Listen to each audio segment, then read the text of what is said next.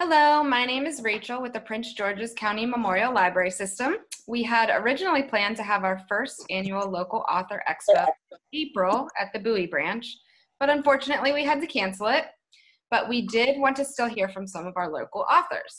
So with me today, I have two authors who will be speaking about what it's like to be a children's book author. So Aziza, would you mind starting? Introduce yourself and talk a little bit about your book? Yes.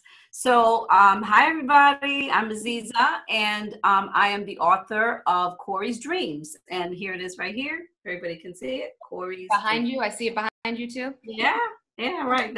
I take that with me to book festivals. Cory's Dreams is a story about a little boy and all the things he dreams about. I've worked with early childhood for a long time now in Prince George's County schools, and I wrote it for my students to help them understand the concept of a dream as a goal or an aspiration, because at that age they still think of dreams as, literal. I'm going to bed, I'm going to have a dream, bad nightmare, or a happy dream, and I wanted them to understand the concept of a dream as a goal.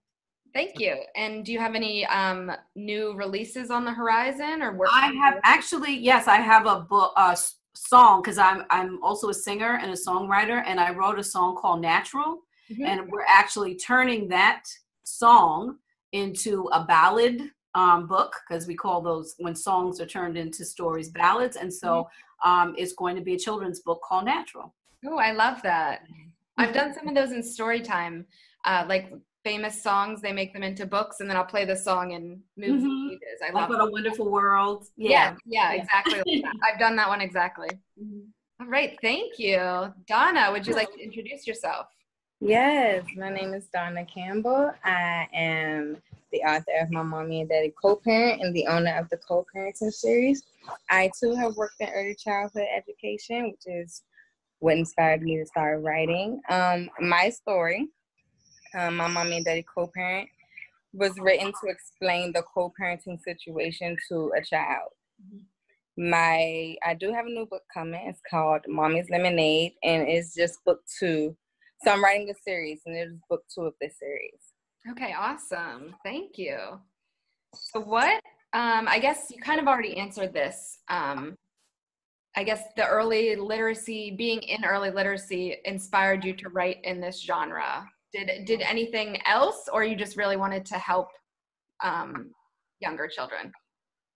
So actually, I started writing specifically stories about co-parenting because I, for one, am a co-parent, and a lot of my children that I taught, their parents were co-parents, and I saw how they struggle with the transition. So I tried to write stories that spoke to them, to try to explain to them exactly what was going on and what to expect and how to turn it around. I really liked your book as well. I thought it was a really respectful, good way to explain co-parenting too, and makes it very good for kids. Yes, thank you.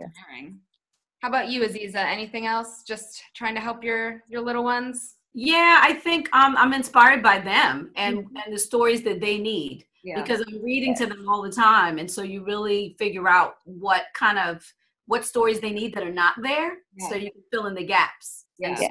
Yeah. Perfect. I got some experts here. I'm so happy.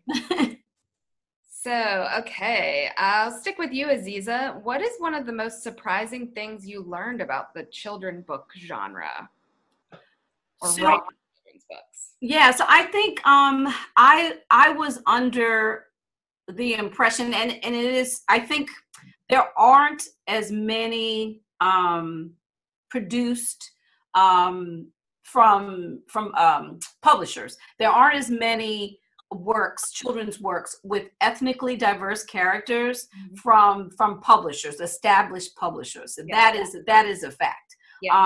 But going out to festivals, now I do a lot of festivals, children's book festivals, or just festivals that have all kinds of authors, like Baltimore Book Festival has an array of books and authors there. You meet so many authors who have books with so many different characters in it, characters that look like me, look like you, that are about boys, girls, and there's ethnically diverse. There's a lot of folks self-publishing. So I thought that because, I'm in the classroom looking for books to find, you know, that look like my students, who are mostly African American and Latino American, and then going out there and seeing all of these folks that have self-published. There's so many books out there that do reflect America. And so we need more of the established publishers to bring on these authors that are writing about, you know, all kinds of folks, because our children need to see that, and adults need to see it too. Mm-hmm.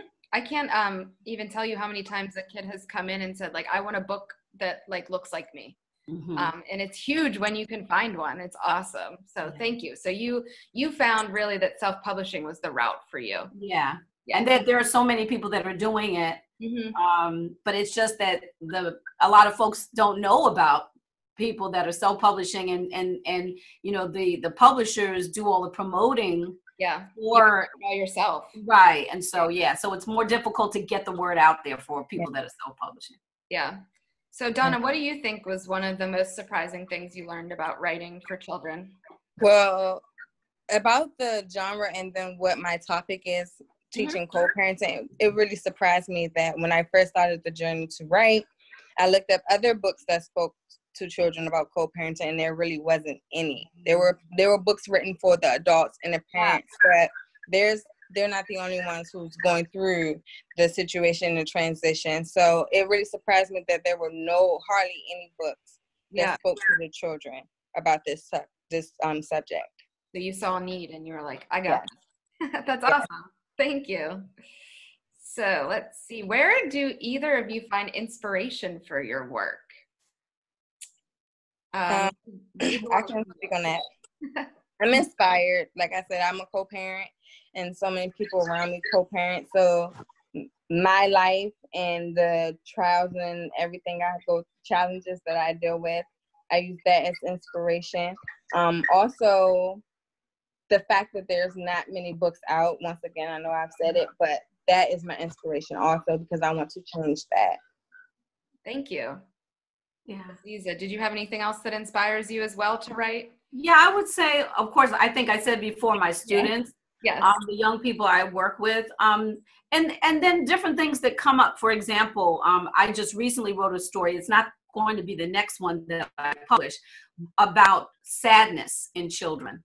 And this year, in interacting with different teachers, they talked about how their students, and last year, this year I didn't have that experience, but last year I had a student in my class, several students, who were really very emotional and not able to articulate how it is that they were feeling or what it was that they were feeling. And so I wrote a story about that recently, and I'm still working on it, still tweaking it, but it's called Sometimes I Feel Sad. Yeah. And I think that the teachers are saying they're seeing more of this in children, this just difficulty with emotion, and that we need to talk about it and help them, particularly when they're this young, so that when they get older, it's not a problem. Yeah, they can articulate. Yeah. Oh, thank you so much. Do either of you have any writers that have influenced you as a children's author? Yeah, I would say so many. For me, I was definitely influenced by poetry. So Langston Hughes, Nikki Giovanni, there's always a lot of joy in there, I find, in their poetry. And Langston Hughes has written a lot of poetry for children. And the specific children's authors are Donald Cruz and his daughter, Nina Cruz, and Lucille Clifton, and of course, Ezra Jack Keats. Yes. How about you, Donna? Do you have any writers that influence you? I wouldn't necessarily say writers, but I would say mostly children books that speaks to children paying attention to themselves, like trusting themselves and being proud of who they are. Those types of books, I use those as inspiration. Awesome. Thank you. What is the local author community like in Prince George's County? Do you have anything?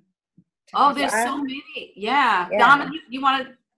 Oh, I'm a part of this a writers group called the Writers Guild. We meet, well, before the coronavirus, we meet one Saturday a month at the library in Waldorf. Okay. And it's a lot of support there and so many authors, and it's a really great program. Like the owner, Yvonne Melody, she has great people come out and talk to us and give us advice. So that has been a lot of help for me. So yeah. Yeah, so you've met a lot of other local authors, it sounds. Yes. That's awesome. A lot. Donna, can I look that up? Just the Writers Guild, just Google Yes. it? Okay. Yes. Yes. Okay, good. All right. Yeah, I'll do that. I have a lot of friends who are authors, poets, and other teachers who also have written children's books. So that's kind of like my tribe. Yeah. Yeah, I'll definitely look the Writers Guild up. I think Yes. that's wonderful. Excellent. Thank you. You know, I have to plug Bowie because that's where I work. We have a writers group that meets once a month at Bowie on Monday nights, the first Monday of the month. And Okay.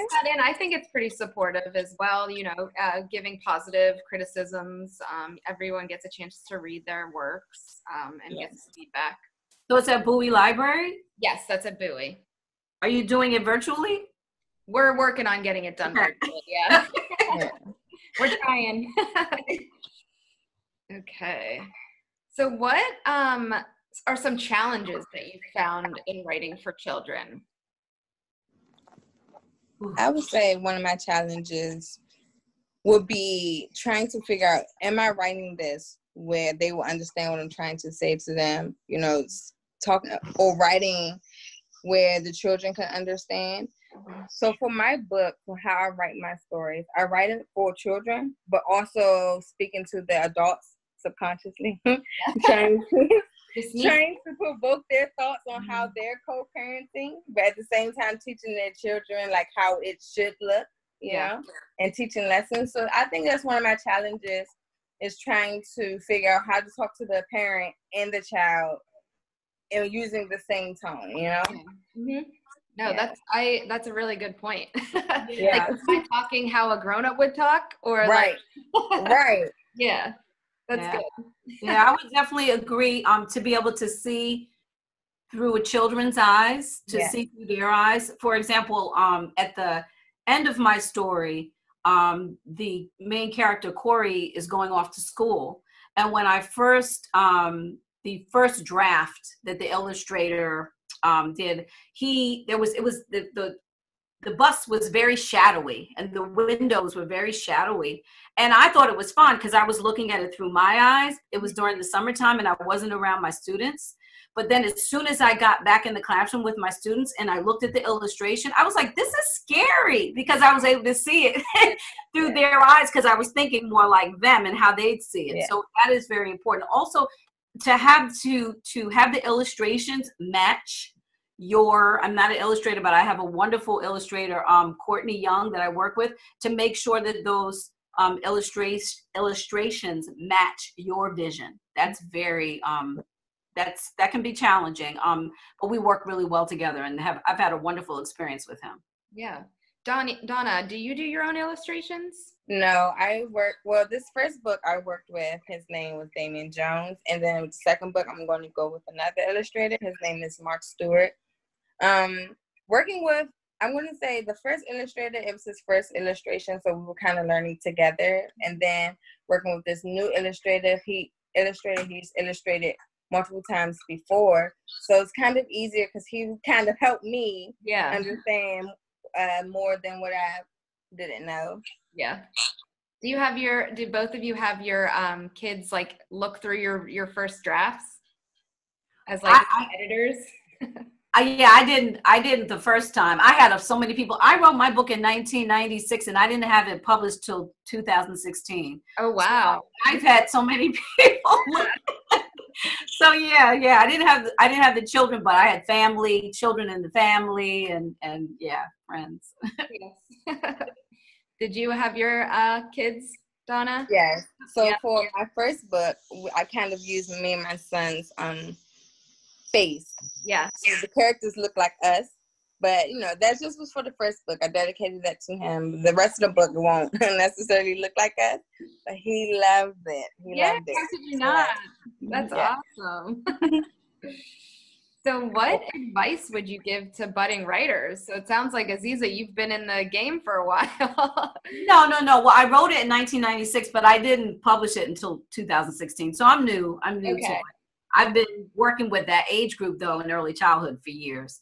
So much advice. I would say trust yourself, because I think that when you're new at something, there's always, even if you've been doing it for a long time, but let's say you don't consider yourself an expert, or, you know, you just haven't been around a lot of writers. And I would definitely say trust yourself, trust your vision and your idea, and definitely go to and put yourself around people that are doing that. So definitely, like Donna's going to the Writers Guild. I mean, that's like an excellent idea. Get your tribe, be around people that are doing that, that can offer you advice. So those are some things. Those are definitely some things that I would offer as advice. That's I had interviewed some other authors last week, and I heard similar things from them. You have to push for your vision, you know, like if you feel passionately about something, like you have to make it happen. And don't let it go away. Yes. Did you have Yes, I would agree with everything Aziza said, but I'll also add to be patient. Don't just rush into it because it's done. Like, take your time, do the research, figure out what's out there, what compare and contrast if that's with publishing companies. Don't just take the first yes just because it was a yes. Really do the research. That's really good advice. Thank you. Okay. So can you each tell me a little bit about your writing process, what that looked like for each book that you have? For my book. Go ahead. Okay. Okay. So for each of my books, I use different like topics, or let's say ethics, modes of ethics. Let's say honesty, trustworthy. Like, I use those topics and I turn them into stories because that's what I'm trying to teach them. Okay. So I just pick a lesson and then I go from there. Okay. And how do you, I mean, I guess you based your characters off of real life, but for your second book, how did you find So with the second book, I used the Proverbs, when life give you lemons, make lemonade. Yeah. And pretty much the second book is pretty much explaining, like, although we're not the family like that your friends have, we're going to make it work. And as long as we work together, me and the son's father, my son's father, then our greatest reward will be our son. Yeah. So even though the situation isn't what we wanted, it's what we have, and we're going to make the best of it. Oh, I love your positivity, both of you. Yes, thank you. Yes. Aziza, would you like to say what your writing process kind of looks like? Yeah, so with Cory's Dreams, it was that I was really stumped at how to explain to my students, to get them to understand a dream as a goal. And so I was like, I didn't set out to create a book at first. It was like, well, maybe I can write a song, write a poem. And then I just started writing. It just sort of came through me. And then I was like, this is a book. This is a story. You know, this is really great. And so, you know, I wrote it initially, just wrote, but then I'd come back to it. Yeah. And then edit it as I went along and tweak it and, you know, add to it based on, you know, what I guess a flow based on how it flowed. And so I found that I'm doing that with my naturals already written because it's a song. So I don't think I need to change that. But then the next story, sometimes I feel sad, is, you know, I did the same thing. I was like, there's a need for this. I need to get it out here. And I just wrote. And then now I'm going to go back. I left it and I'm going to go back to it and tweak. So you kind of like when you feel, when it strikes, you're like, I gotta get this down and I gotta make something. Yeah. Cool. It's a creative way to do it. You don't like outline it, either of you? I think I should outline it. Mine, I can just be sitting there and then the idea come to me and I'll just write it out and then it'll be done. That's awesome. So let's see. Do you, either of you, so I guess, have you ever experienced writer's block, either of you? I mean, or you're open to when it comes to you? Go ahead, I'm open to when it comes. And then sometimes it doesn't come. So I'm open to when it comes. You know, I don't push it because then it's not authentic, you know, so you kind of just want it to flow through you. It's almost like a spiritual type of experience where it just comes through you and then you know that it's right. And that's why even though I wrote the book in 1996, I continued to say, I had it in the back of my mind to eventually, once I found the right illustrator, to definitely publish it, even if I had to self-publish, because I knew that it was something that had to be done because it just came through. So. I would say that I can tell in both of your books, and you're going to read them for everybody in just a second. But I would say that I can tell that you both feel very passionately, and whenever it hits you, like you put it out there. So good job. I'm just a mere librarian, but I wanted to let you know. Is there so before we read your books, is there anything else you'd like to let people know about you or your books? Definitely let people know where they can purchase them. And we do have them in the library system whenever we reopen for people to check out. Okay. Go ahead, Donna. Did you want to say where you can find your stuff, or any final words before you read your book? Yes, of course. You can buy my book on Amazon, Barnes & Nobles, or on my website, The Co-Parenting Series. You guys can also follow us on social media at The Co-Parenting Series. We have some great things coming this summer, so just be on the lookout. Oh, perfect. Aziza. Yes, you can find Cory's Dreams on Amazon, Barnes & Noble, and working on the website now. So that will be coming. One of the things that I'm really excited about with Cory's Dreams is that we also have it in Spanish. Oh, that's really great. You can find it on Amazon in Spanish as well. It's on Barnes & Noble, it's just in English, but on Amazon, it's in Spanish as well. And so, yeah, that's really important for our Spanish-speaking families, but also for our students that are learning Spanish. That's what parents have told me. Wow, this will work for my child that is in Spanish class, and they can learn Spanish through this. Will help them support that the Spanish learning. Yeah. Well, thank you so much. All right. So, Donna, do you want to start with reading your book first? Are you ready? Sure. Are you ready? Okay. And my story is My Mommy and Daddy Co-Parent.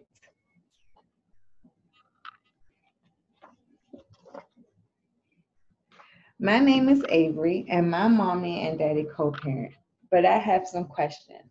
Mommy, what is co-parent? Well, Avery, co-parenting is when two people raise a child together but are not in a relationship. Well, why aren't you in a relationship? Because, my son, things don't always happen the way we want them to.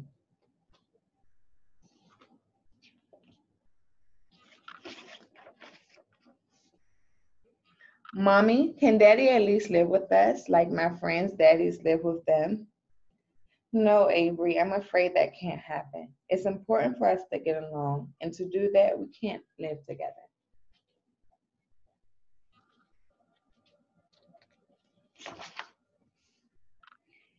Mommy, do you like co-parenting with daddy?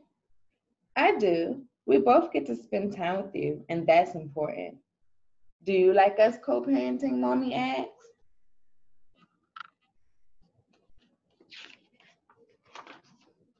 I don't know. Sometimes I get sad when I see my friends with their parents together. But I'm happy I have 2 bedrooms, one with you and one at Daddy's house.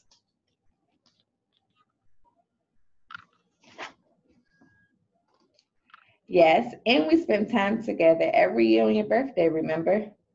Oh yeah, I forgot about that.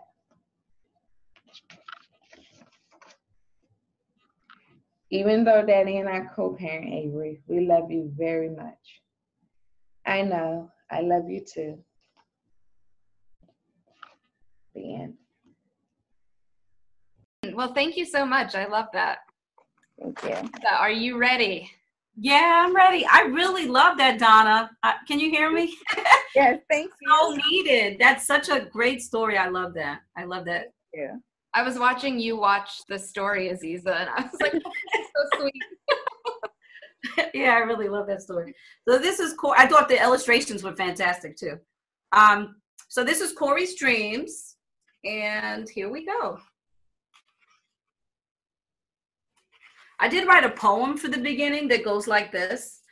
Never let go of your dreams.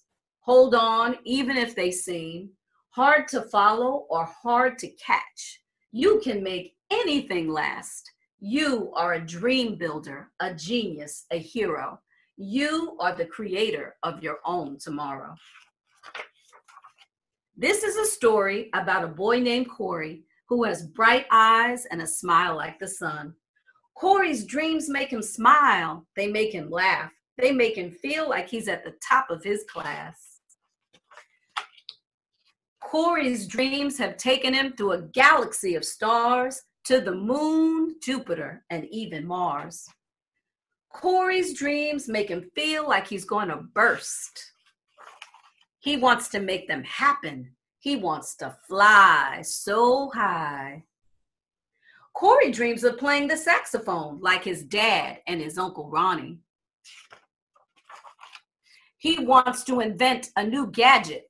Let me pull it this way so you can see it. That would really help his mommy. He wants to make his grandma feel better when she is sick.